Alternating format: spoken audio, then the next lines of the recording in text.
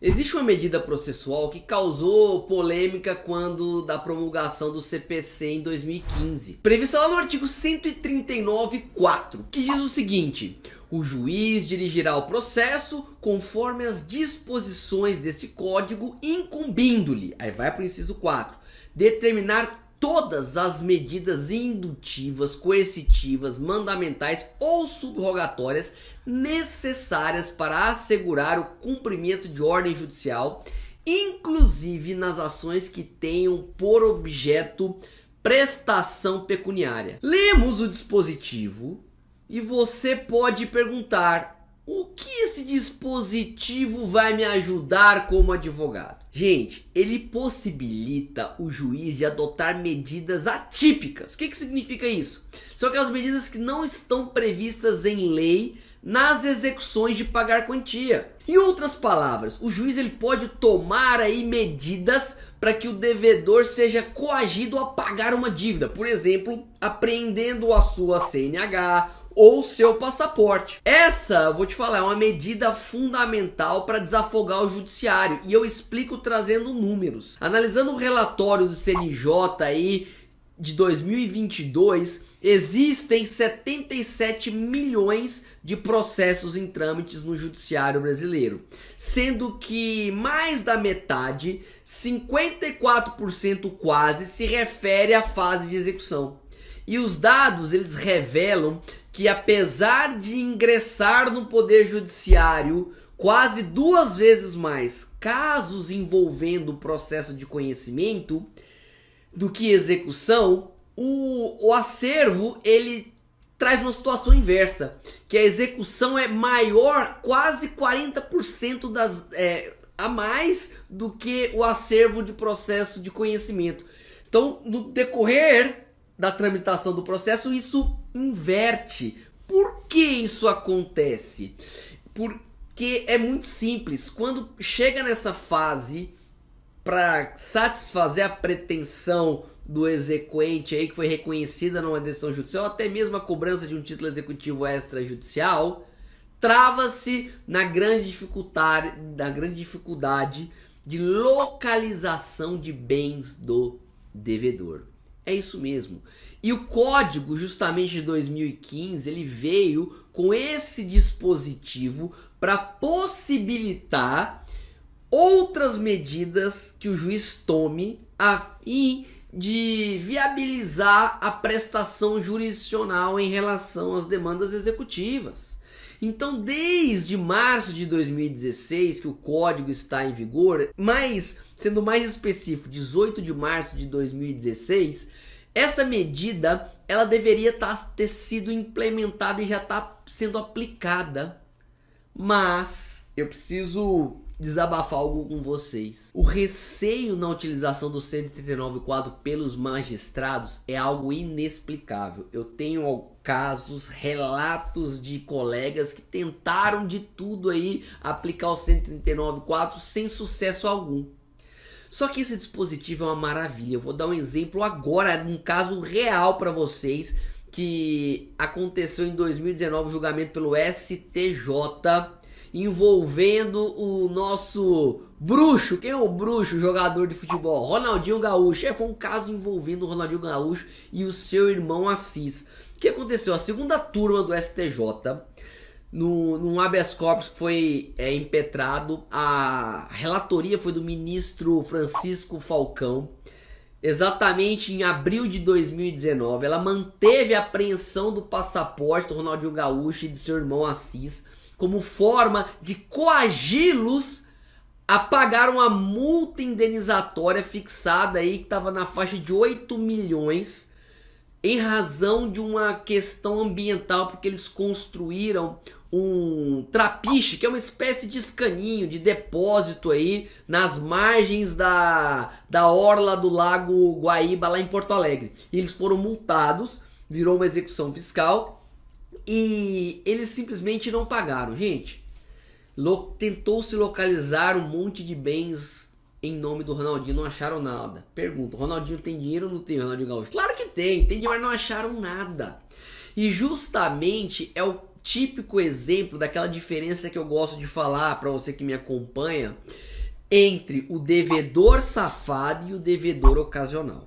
Então são duas coisas completamente distintas. O devedor ocasional é aquele que, por uma circunstância de morte familiar ou então uma questão econômica, entrou numa crise e o seu passivo é maior do que o seu ativo e ele tem uma dívida que ele não consegue dormir, tira o sono dele. Ele é um devedor ocasional, fica mal porque sabe que está devendo, é uma situação complicada. Diferente do devedor safado. O devedor safado é aquele que tem uma vida pobre no processo, porque não tem um gato para puxar pelo rabo, mas fora dos autos é o famoso ostentador. E posta foto na internet, e viaja, e carrão, e jantar em restaurante caro, mas no processo, tadinho, não se encontra nada em nome dele. E você quer saber o que aconteceu no caso do Ronaldinho Gaúcho, levando em consideração essa medida atípica? Ele fechou um acordo.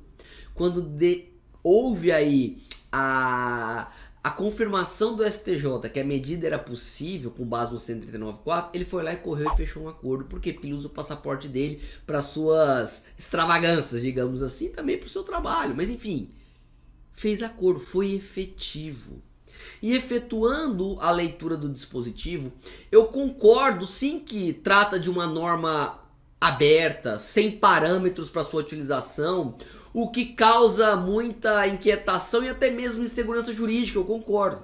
Foi aí que em 2017, inclusive no meu mestrado eu fiz uma dissertação para defender o meu mestrado, ganhar o título, né, de mestre, e eu falei sobre o artigo 139.4 e trouxe alguns parâmetros sugestivos da sua aplicação. Foi bem legal que o STJ em 2020, no recurso especial 1.864.190, ele julgou uma situação sob a relatoria da ministra Nancy Andrighi, trazendo alguns pontos que inclusive eu tinha defendido. Aí o que acontece? O STJ nesse recurso fixou 5 critérios para a utilização das medidas atípicas, ou seja, que são aquelas que não estão previstas em lei para execução de pagamento de quantia. Quais foram esses 5 critérios de utilização? Primeiro, existência de indícios que o devedor ele possua patrimônio expropriável. Então tem que ter esse indício, tudo bem? Segundo requisito, esgotamento de todas as medidas típicas previstas lá no artigo 835.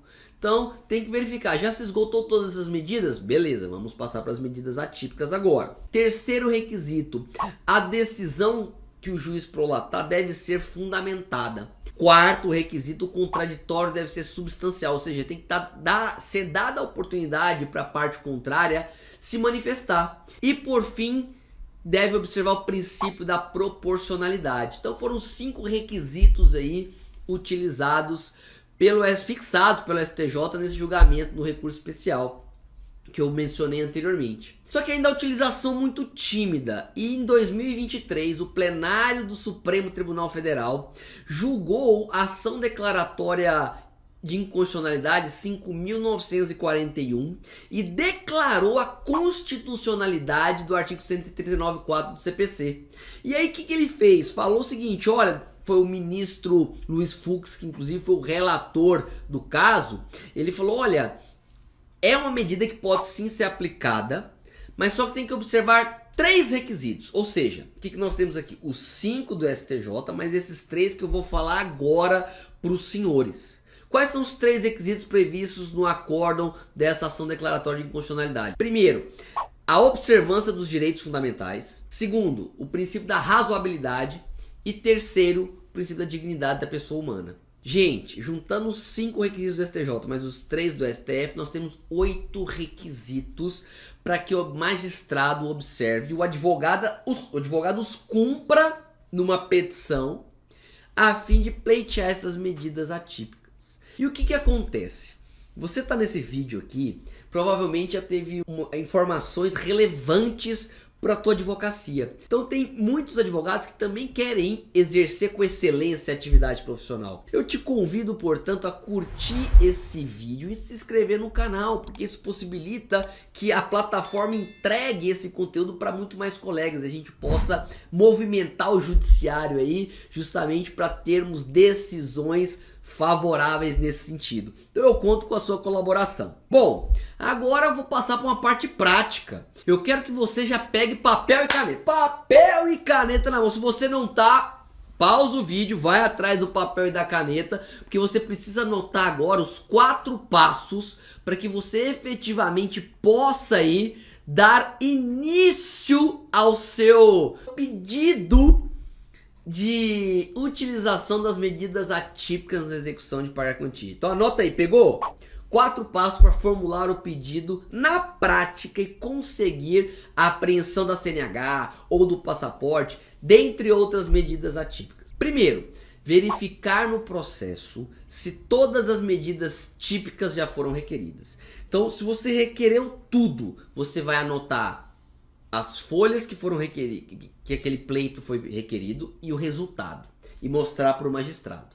Ah, não requeri todas ainda, então você já faça o pedido daquelas que ficou faltando antes de formular as medidas atípicas, fechado? Segundo passo, você deve fazer uma busca nas redes sociais do devedor e dos seus parentes para comprovar que ele tem uma situação completamente diferente daquela que consta no processo, ou seja, que ele é safado.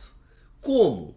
Vai no Instagram, veja fotos que ele foi marcado, porque às vezes ele não posta. Tem muitos que postam e acham que estão acima do bem e do mal, né? Então você pode usar essas fotos para mostrar para o juiz, olha só, ele não tem nem R$1 na conta, mas vive em restaurante caro, só anda de carrão, tá viajando o tempo inteiro. Veja as fotos que ele foi marcado para você verificar onde ele anda frequentando os lugares. Aí você tem uma prova robusta aí de que ele tem sim patrimônio expropriável e está escondendo. Terceiro passo, confeccionar a petição demonstrando o preenchimento dos 8 requisitos do julgamento do STJ e do STF, os 5 do STJ e os 3 do STF. Você tem que comprovar, pode abrir tópicos inclusive para comprovar esses requisitos. Gente, eu trouxe aqui para vocês todos os 8 requisitos, então é só você voltar o vídeo, anotar novamente e escrever na sua petição esses 8 requisitos. A gente trouxe mastigado. E por fim, quarto passo que vai fazer total diferença na sua manifestação, despachar com o juiz. É isso mesmo, é fundamental que você converse com o juiz e demonstre tudo que você conseguiu aí comprovar ao longo da sua petição. Boa sorte e espero ter te ajudado e conto com a tua ajuda também. Manda esse link dessa aula para os colegas que você acredita que poderão aí fazer a diferença com esse pedido perante o Poder Judiciário. Curta o nosso vídeo, se inscreva no canal e vamos juntos aí desenvolver uma advocacia com muito mais excelência. Até a próxima!